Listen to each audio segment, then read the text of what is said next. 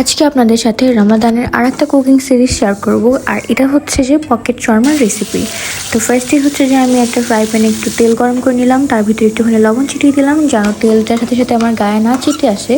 এরপর একে একে দিয়ে দিলাম চিকেন, আর এরপর হচ্ছে আদা রসুন দিয়ে এটাকে সুন্দর মতো কিছুক্ষণ নেড়ে চেড়ে হয়ে নেওয়ার পরে আমি উপর থেকে হালকা একটুখানি চিলি ফ্লেক্স দিয়ে দিব। এরপর আমি আবার এটাকে কিছুক্ষণ ওই পানিগুলো একদম শুষে না যাওয়া পর্যন্ত নেড়ে চেড়ে নিব। তারপর হচ্ছে আমি এখানে একে একে টমেটো, দেন ক্যাপসিকাম আর কুচি করে রাখা পেঁয়াজ এগুলো সব দিয়ে দিব। অ্যান্ড পেঁয়াজটা যতক্ষণ না হালকা একটুখানি হচ্ছে ততক্ষণ পর্যন্ত আমি এটাকে কুক করে নেব। আর এই যে হচ্ছে যে আমার এই চিকেনের এটা একদম পারফেক্টলি রেডি। আর খেয়াল রাখতে হবে যেন ক্যাপসিকামের চেহারাগুলো নষ্ট না হয়ে যায়, মানে ওভারকুক না হয়ে যায়।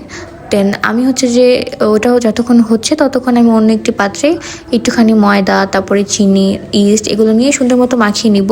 তারপর দিয়ে দিব একটুখানি লবণ, আর এই শুকনো উপকরণগুলোকে সুন্দর মতো মিক্সড করার পরে একে একে আমি নর্মাল টেম্পারেচারের পানি দিয়ে দিব।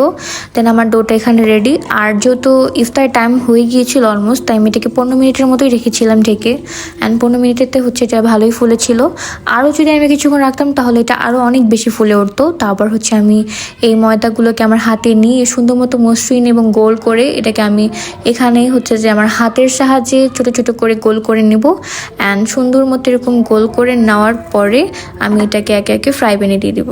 আর ফ্রাই প্যানে দেওয়ার পর অবশ্যই এটাকে কিছুক্ষণ ঢেকে রাখতে হবে। আর ঢেকে রাখার পরে দেখতে পারবেন যে এটা খুব সুন্দর করে একদম ফুলে উঠেছে। তারপরে হচ্ছে যে আমি উল্টে দিব, আর পিছনের সাইডটা এত সুন্দরভাবে, মানে দুই সাইডটা এত সুন্দরভাবে ব্রাউন কালার হয়ে আসবে। দেন এরপর হচ্ছে আমি এটাকে সুন্দর মতো কেটে নিব। তার ভিতরে দিয়ে দেবো একটুখানি বাঁধাকপি আর মিউনিসটা আমি নিজে বাসায় তৈরি করেছিলাম। আর এর ভিতরে দিয়ে দেবো চিকেনের স্টাফিংগুলো। অ্যান্ড এই তো আমাদের পকেট শর্মা একদম রেডি। আর আমি একটুখানি ডেকোরেশনের জন্য এখানে সসও অ্যাড করেছিলাম।